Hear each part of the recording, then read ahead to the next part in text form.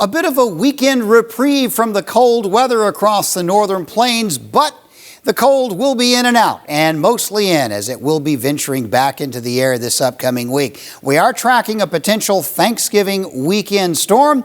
Not saying specifically where, but definitely a potential for the northern plains or upper Midwest. Won't strike all of us with heavy snow, but some parts of the area are likely to get some at the end of the week. After which, as we head into early December, I'm optimistic the weather will settle down. The reason for the reprieve in the cold this weekend is the split jet stream. That's going to keep the Arctic air bottled up in the Arctic, and it won't drop down. But the split loses that touch, and so the cold weather will be trickling back in. The dark blue, by cold, we mean high temperatures below freezing. So that's the kind of weather that will be building back in and very likely lingering.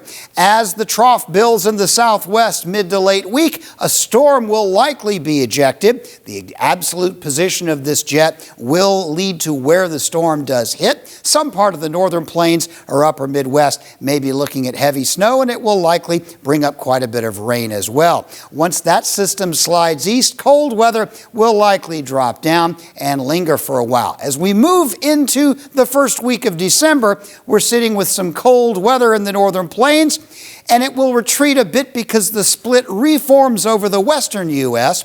Will stay cold from about eastern Dakota's east, but it may relax a little bit. Most of the nation gets a little bit quieter. Potential for snow heavy, maybe rain heavy, some parts of the upper Midwest, northern plains around the Thanksgiving weekend, but the first week of December does look a bit quieter. Just a few showers in the East Coast. The only area looking really wet is out in the Pacific Northwest, where it will be rain low and snow up in the mountains.